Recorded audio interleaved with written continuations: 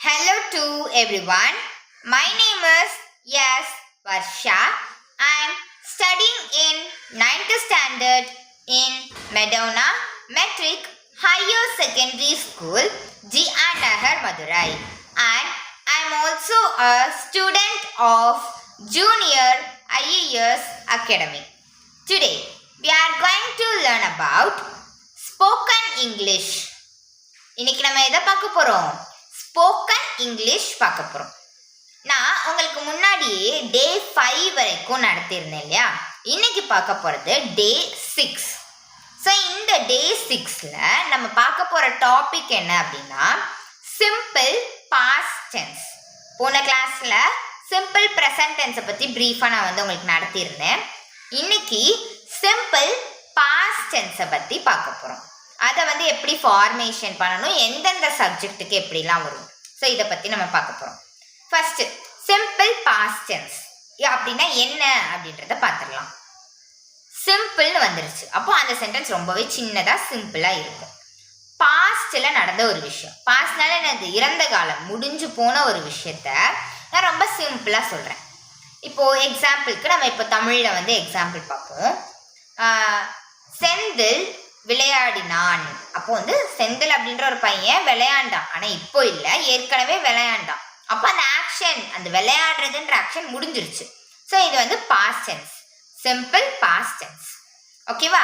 இன்னைக்கு இந்த simple past டென்ஸை நம்ம பாசிட்டிவ், நெகட்டிவ், இன்ட்ராகேட்டிவ்ல பார்க்க போகிறோம். பாசிட்டிவ்னா என்ன? ஆக்ஷனை நடத்துறது. ஓகேவா? இப்போ அவன் படித்தான், அவள் சமைத்தாள், அவர்கள் விளையாடினார், அந்த மாதிரி அந்த ஆக்ஷன் நடந்துச்சுன்னா பாசிட்டிவ், நடக்கலைன்னா நெகட்டிவ்.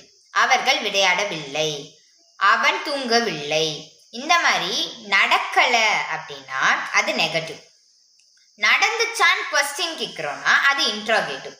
இப்போ எக்ஸாம்பிளுக்கு அவன் விளையாண்டானா, நல்லா கவனிங்க, அவன் விளையாண்டானா நான் கொஸ்டின் கேட்குறேன், அப்போ அது என்னவா மாறிடும்? இன்ட்ராகேட்டிவாக மாறிடும், அதாவது கொஸ்டினாக மாறிடும். ஸோ அதை எப்படி நம்ம ஃபார்மேஷன் பண்ணுறதுன்னு பார்க்க போகிறோம். நம்மளுக்கு தெரிஞ்சது மொத்தம் இங்கிலீஷை பொறுத்த வரைக்கும் 8 சப்ஜெக்ட் இருக்குது. ஒரு வாட்டி ரீகால் பண்ணிடுவோமா? I, we, you, they, he, she, it and names. மொத்தம் 8 சப்ஜெக்ட்ஸ் இருக்குது. ஸோ இதில் நம்ம பாசிட்டிவ்ல ஃபஸ்ட் பார்க்க போகிறோம். பாசிட்டிவ்ல நம்ம பேசணும்.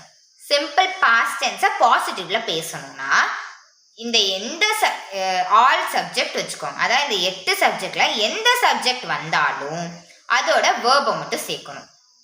ரொம்ப சிம்பிள், எந்த சப்ஜெக்ட் வந்தாலும் வேர்பை மட்டும் சேர்க்கணும்.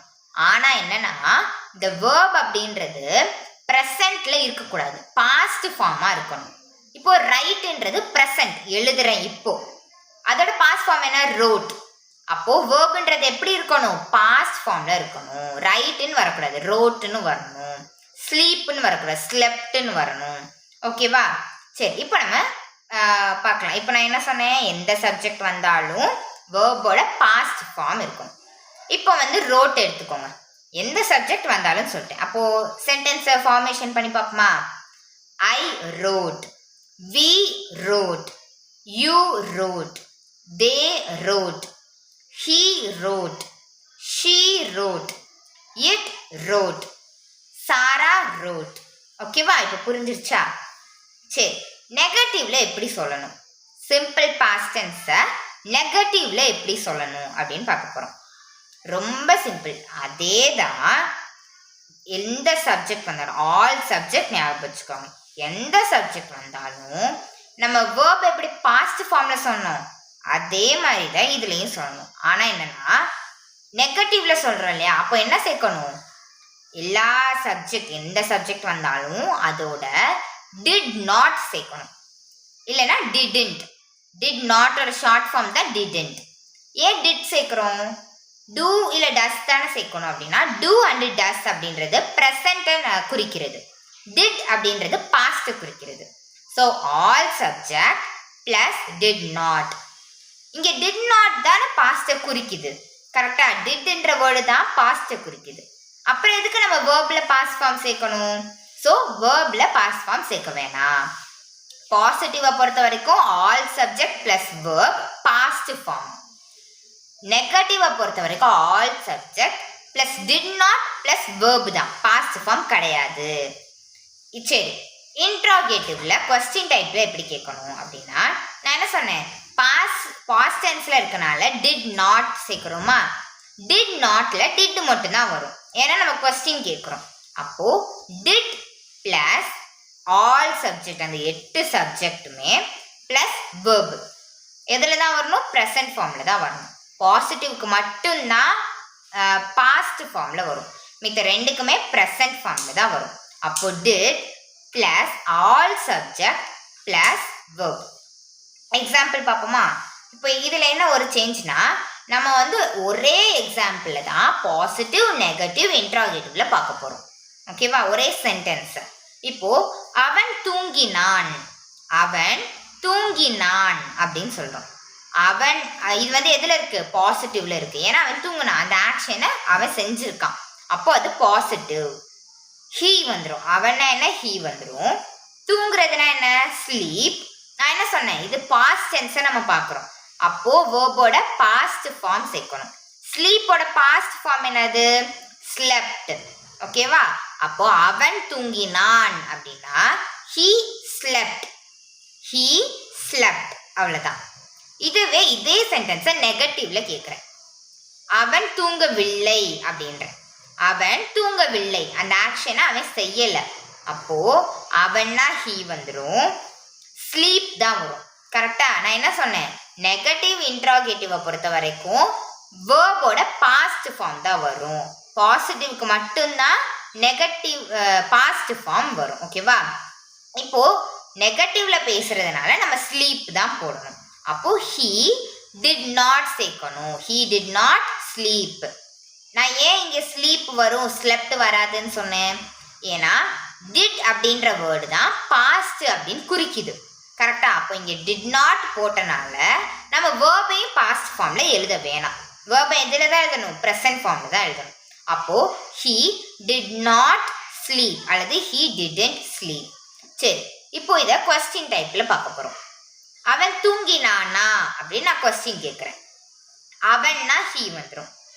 நான் என்ன சொன்னேன், வேர்போட ப்ரெசன்ட் தான் போடணும், ப்ரெசன்ட் ஃபார்ம் தான் போடணும். அப்போது ஹீ ஸ்லீப்.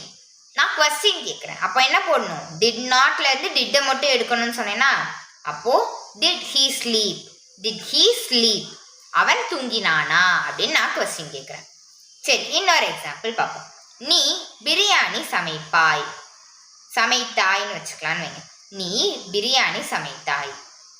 அப்போது ஒரு ஒரு ஒரு பையனையும் இல்லை ஒரு பொண்ணையும் சொல்கிறோம், என்ன சொல்கிறோம், அவன் வந்து சமைச்சான் அப்படின்னு சொல்கிறான், அப்போ அந்த ஆக்ஷன் முடிஞ்சு. அப்போ இது என்னது, பாசிட்டிவ்ல உள்ள பாஸ்ட் ஃபார்ம், ஏன்னா அவன் வந்து அந்த ஆக்ஷனை பண்ணியிருக்கான், ஆனால் பாஸ்டில் பண்ணியிருக்கான். ஓகேவா, அப்போ சிம்பிள் பாஸ்ட் டென்ஸில் நீ பிரியாணி சமைத்தாய் அப்படின்றது பாசிட்டிவ்ல இருக்குது. நீனா என்ன வரும், யூ வரும். அதோட என்ன சொல்லியிருக்கேன், வேர்போட பாஸ்ட் ஃபார்ம் தான் போடணும்னு சொல்லியிருக்கேன். பாசிட்டிவ்னாலே வேர்போட பாஸ்ட் ஃபார்ம் தான் போடணும். அப்போது யூ இப்போ வந்து சமைத்தாய் அப்படின்னா குக்டுன்னு வரும், ஈடி சேர்க்குறோம். ஓகேவா, இப்போ ரைட்டுனா நம்ம ரோட் சொல்கிறோம், வேர்டே மாறி இருக்கு. ஆனால் இந்த குக் அப்படின்றத வச்சு பார்த்தோம்னா குக்டு ஈடி தான் சேர்க்கணும்.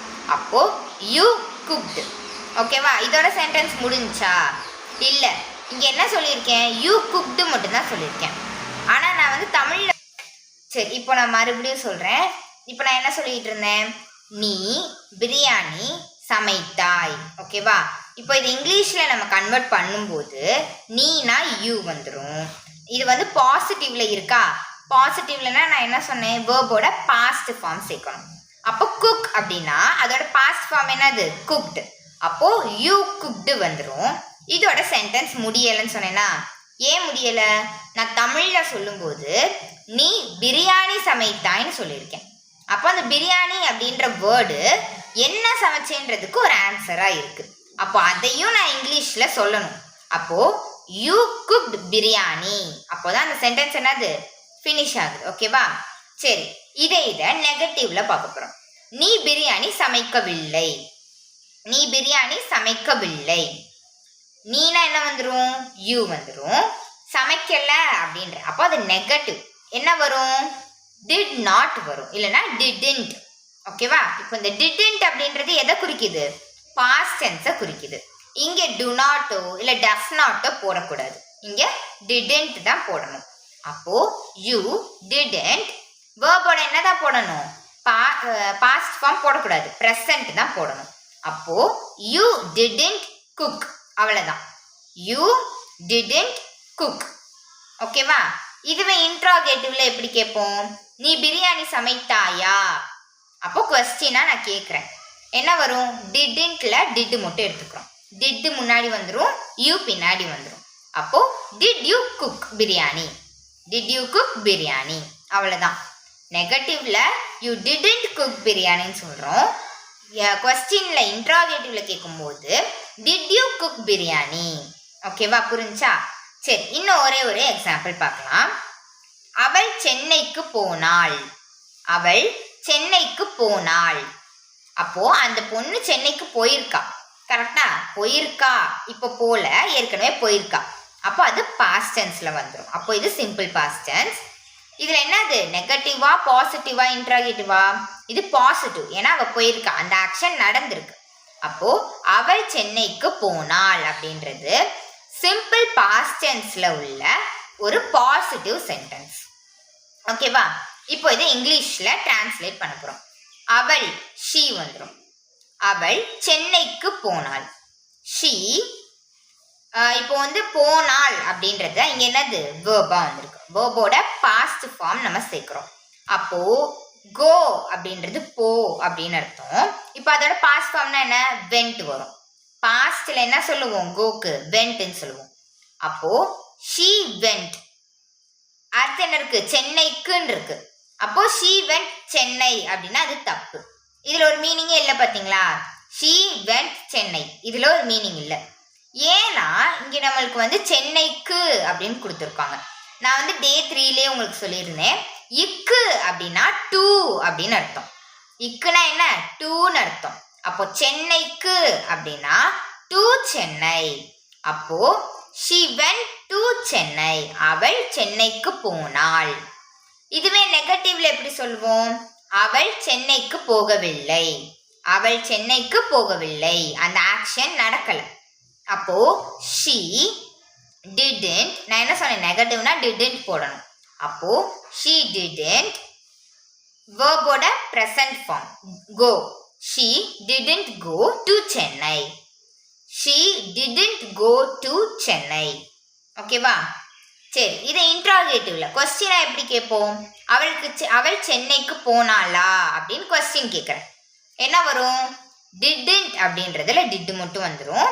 did முன்னாடி வந்துடும், she பின்னாடி போயிடும். அப்போ did she go to Chennai? went to சென்னைனா தப்பு, go to சென்னை. இப்போ இதில் நல்லா கவனிச்சு பார்த்தீங்கன்னா பாசிட்டிவ்ல நம்ம வெண்ட்ன்ற வேர்டு ஆட் பண்ணியிருக்கோம், நெகட்டிவ்ல didn't go அப்படின்னு சொல்லியிருக்கோம். ஆனால் இது ரெண்டுக்குமே ஒரே மீனிங் தான். வெண்ட் அப்படின்றது முன்னாடி, அதாவது இறந்த காலத்துல போயிருக்கா அப்படின்றத குறிக்குது. didn't go அப்படின்றது என்னதுதான்? இறந்த காலத்துல போயிருக்கா அப்படின்றது தான். ஏன்னா நம்ம இங்க வெண்ட் அப்படின்றது கோவோட பாஸ்ட் ஃபார்ம். அப்போ இந்த வெண்ட்ன்ற வேர்டு பாஸ்ட்ன்றத குறிச்சிருச்சு. did go அப்படின்னு இருக்குன்னு வைங்க. did go அப்படின்னா இந்த did அப்படின்ற வேர்டு பாஸ்ட் டென்ஸ்னு குறிச்சிருச்சு. அப்போ பாஸ்ட் டென்ஸ்ல அவ போயிருக்கா, வெண்ட்னால என்னதான்? பாஸ்ட் டென்ஸ்ல அவ போயிருக்கா. அப்போ when did go, இது ரெண்டுக்குமே ஒரே மீனிங் தான் வரும். ஓகேவா? சரி, இதோட நம்மளுக்கு சிம்பிள் பாஸ்ட் டென்ஸ், அதாவது டே 6 முடிஞ்சிருச்சு. இப்போ நான் வந்து அந்த ஃபார்மேஷன் மட்டும் ஒரு வாட்டி ரீகால் பண்ணிடுறேன். பாசிட்டிவ் வருது அப்படின்னாலே இந்த 8 சப்ஜெக்ட்ல ஏதாவது ஒரு சப்ஜெக்ட் பிளஸ் வேர்போட பாஸ்ட் ஃபார்ம் போடணும். நெகட்டிவ்ல 8 சப்ஜெக்ட்ல ஏதாவது ஒரு சப்ஜெக்ட் did not சேர்த்துட்டு வேர்போட ப்ரெசன்ட் ஃபார்ம் போடணும். இன்ட்ராகேட்டிவ்ல did முன்னாடி வந்துடும், சப்ஜெக்ட் பின்னாடி வந்துடும், பிளஸ் வேர்ப் வந்துடும். ஓகேவா? தேங்க்யூ. இதோட நம்மளுக்கு சிம்பிள் பாஸ்ட் டென்ஸ் முடிஞ்சிருச்சு.